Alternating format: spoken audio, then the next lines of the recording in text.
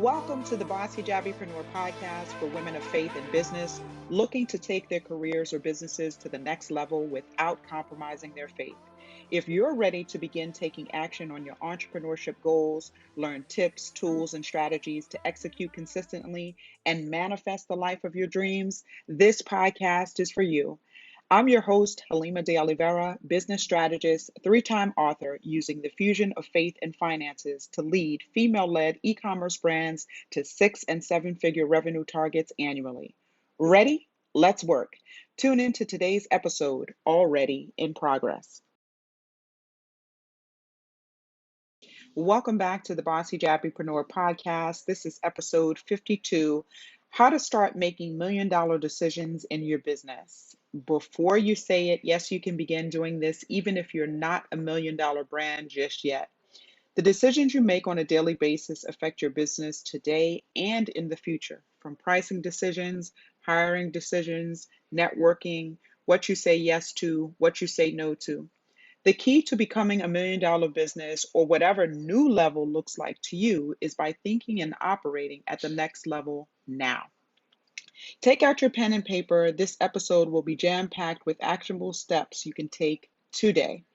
Many of you have been following the podcast over the last few years, and specifically this year, you may know a little or a lot about our signature group coaching program, the 15-week Build Your Boss Biz grant program.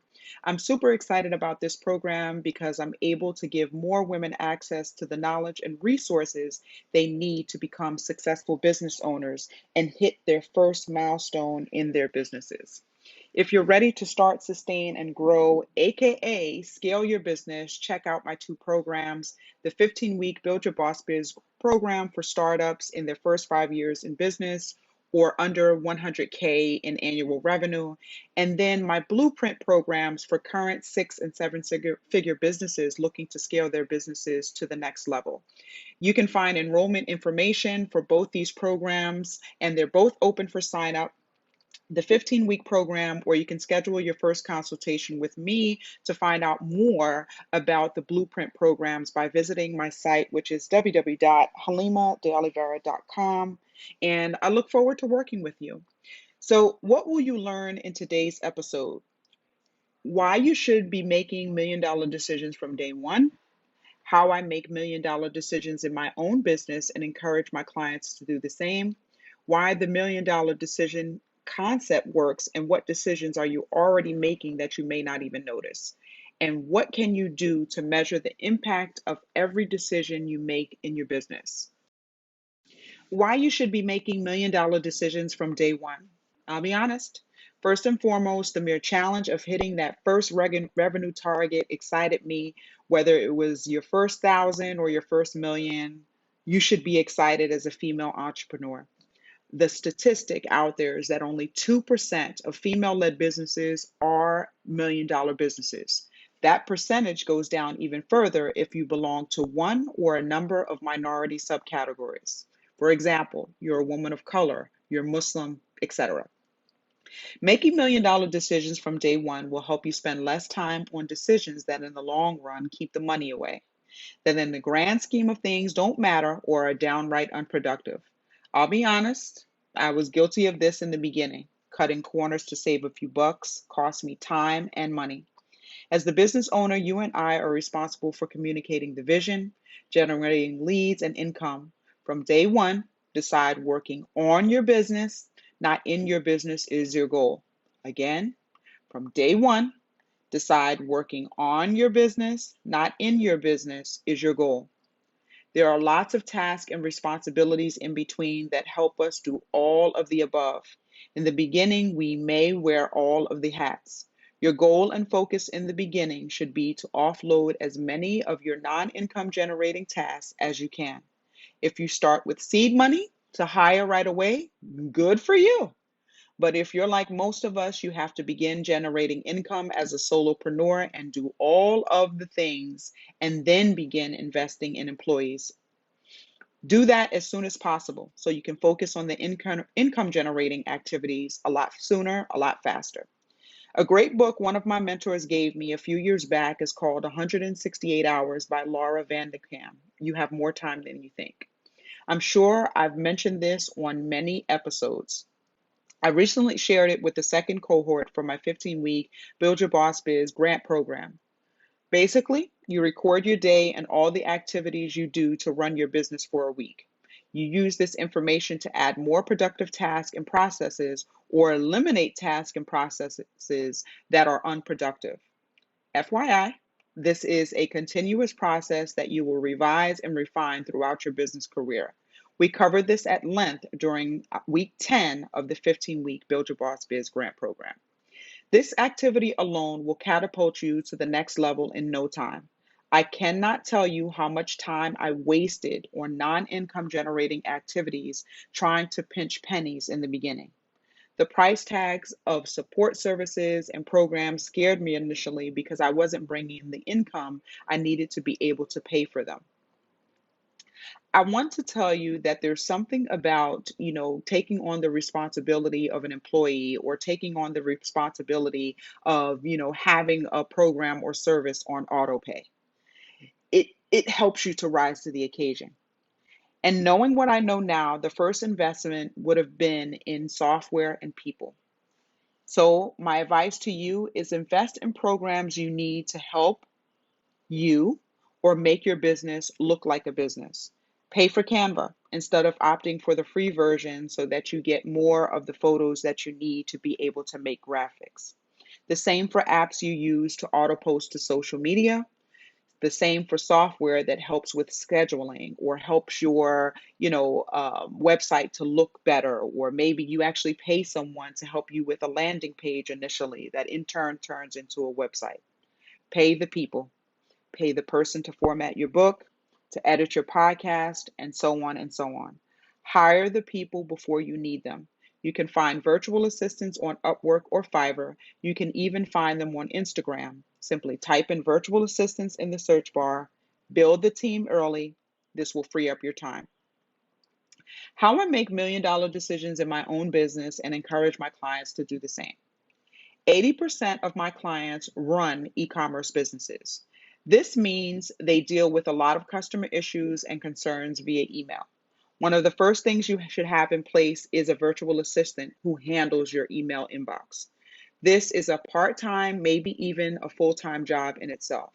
Train the person to answer your customer service emails so you can get back to selling. This person will also build the system. So the earlier you bring them on, they will actually help you to build the system. And the beauty of that is they can in turn, train, the new people that you bring on in that specific role. I'm not one of those people that thinks the customer is always right, but I am one that is flexible enough to give the customer what they want. That saying, it's cheaper to keep her, doesn't just apply to marriages. It also applies to our businesses, your customers, and clients. It takes more effort to acquire a customer than it does to keep a customer. Doing things right the first time is the best policy.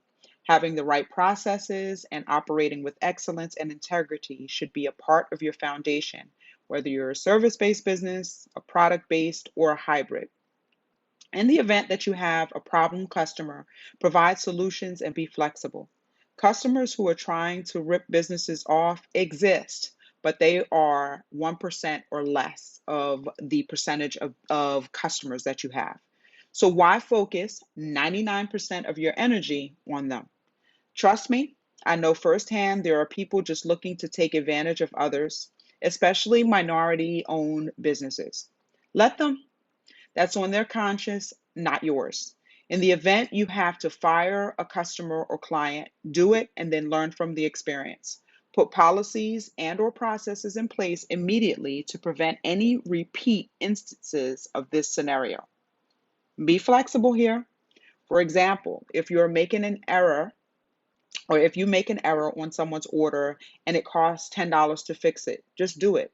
As a six-figure and seven-figure business owner, that $10 is a drop in a bucket.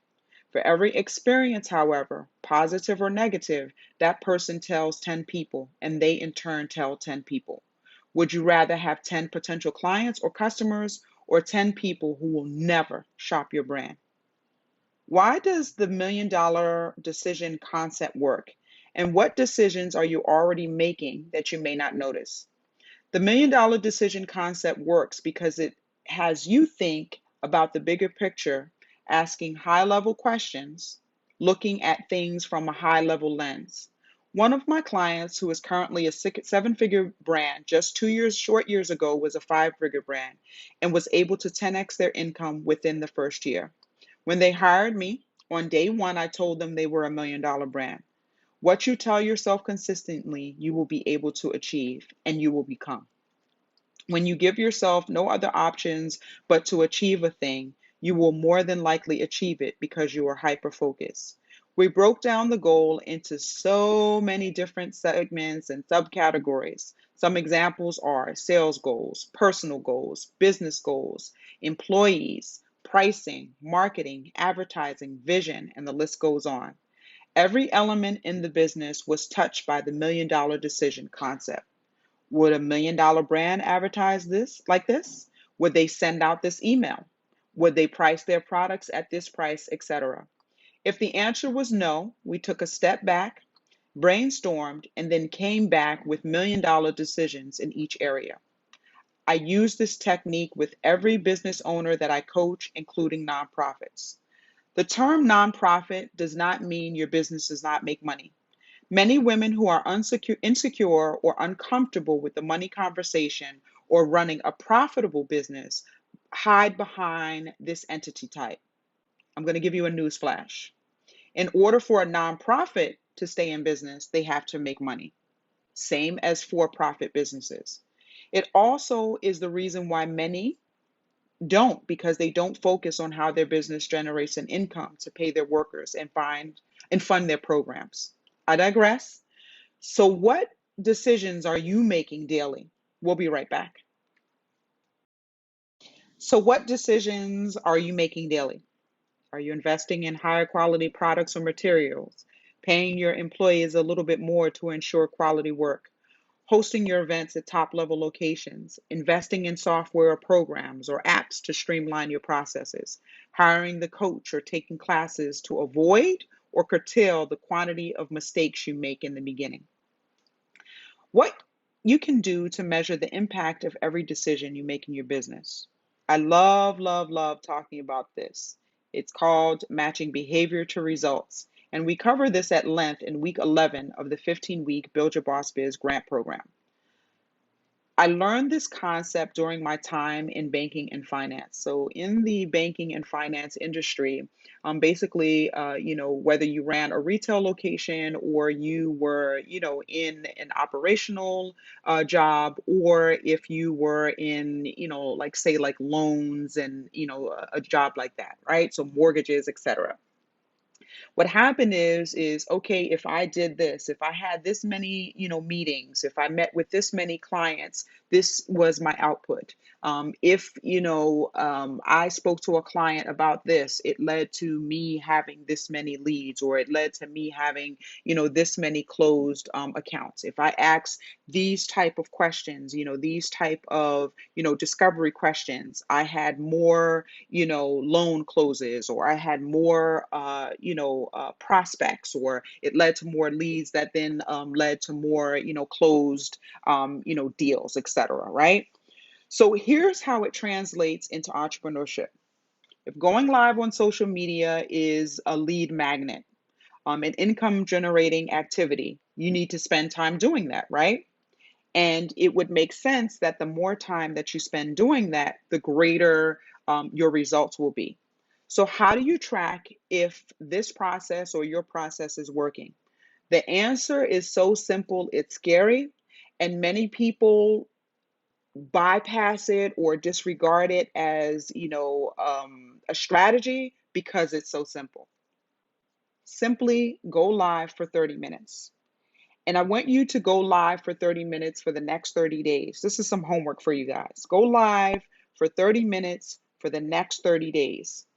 And I want you to, on a spreadsheet, you can use a Google spreadsheet, you can use a notebook, whatever, however you like to track your progress or like to track, the things that you do in your business, go at it. But go live for 30 minutes for the next 30 days. And while you're on live, Give them a call to action. Ask those who attend the live to click the link in bio to join your email list. Track how many people actually join the email list. Does this method work for you? You can do this with a product or service, a free download, etc. This works for both sales and leads. So if you know when you do this XYZ activity, it leads to sales, it leads to somewhere. Would you spend most of your time doing that activity? Hiring an employee to send out emails so you can do more of what makes sense or do more of the income generating activities is a no-brainer. We talked earlier about negative and positive customer experiences. Do more of what creates positive experiences. That may mean doing things right the first time. Maybe you put, processes in place to avoid, mistakes in processing someone's order, especially if you're product based. Maybe you have, a process where, you have a team member who packs the orders and then you have a team member who checks the orders. Maybe you have random selection processing. Maybe you have where you follow an order from beginning to end. You follow the order from, when the customer makes the order, when it gets packaged, the inspection process, and then, once it gets to the customer, how often, where is the breakdown in the process? When there's an error or where there's a mistake, where does the breakdown begin? Is it at the packing stage? Is it at the pre-packaging stage? Where is the breakdown in the process? That will help you to avoid mistakes. That will help you to avoid errors and essentially lost customers, lost revenue, etc. So this will be apparent. So once you put these processes in place, what will be apparent is that the customer responses will be different. You will have a greater influx of new customers. You will have a greater influx of repeat customers. Repeat customers are huge. And will all be based on, you managing the process and then you offering solutions when problems do arise. And just knowing that, making a mistake, making an error is all a part of the process. Every day we have choices to make. Your choice to take a day off will help your mental health and make you more productive if it is followed by productive behaviors. But if you're the type of person that needs a day off from your day off, you may need to create a schedule and develop the discipline to stick to your schedule, to stick to your plan. The daily decisions you make can catapult you out of your current circumstances or keep you stuck. It's your choice. I wrote about this at length in my book, Pray and Grow Rich. Chapter 4, The Cure. What do we do? Where do we go after we've made the decision to go next level in our lives and or business? Intentional living means making mindful decisions, taking action, and reviewing progress. You know you're doing it right because it feels a lot like work. Work is something many of us avoid because it's hard, but so is staying the same or at a level you've outgrown. Choose your hard. This is your permission slip. If you need to re-listen to this episode multiple times to feel like you've been given your permission slip, it's okay to want more for your life, for your business, for your family, for your faith, for your health. It's okay to want to be $1 million business. It's okay for you to want to be a multi-million-dollar business. It may change the trajectory of your life in many different areas.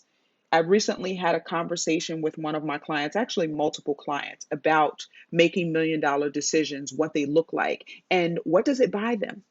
What does making $1 million business buy them? Does it buy them prestige? Does it buy them a home? Does it buy them freedom? Does it buy them the things that they want in their life? It's okay to want a beautiful home for yourself and your family. It's okay to want that nice car. It's okay to want to be able to tithe the type of money that you want to tithe, to be able to support the organizations and the things that you want to support. So again, intentional living means making mindful decisions, taking action, and reviewing progress. Again, you know you're doing it right because it feels a lot like work. Start making $1 million decisions, and you will lead a rich life in every sense of the word. My inspirational quote of the week: excellence is never an accident. It is always the result of high intention, sincere effort, and intelligent execution. It represents the wise choice of many alternatives. Choice, not chance, determines your destiny. Aristotle. I pray this was of benefit. Amen. Be sure to leave a podcast review and follow me on IG at BUNHD for daily inspiration. Don't forget to tune in next week. Peace. Assalamu alaikum. This has been another spectacular episode of Boss Hijabipreneur, brought to you by BUNHD LLC and the Not Without My Hijab stage play. To find out more about services for women of faith in business and the next city up on the tour, visit www.bunhd.com. It is our hope here at BUNHD that after each episode, you will be empowered to have a deeper connection in your spirituality, personal, and business relationships. As women of faith, we have a responsibility to learn our religion, apply it to our daily lives, and to make a positive contribution in our local and global community.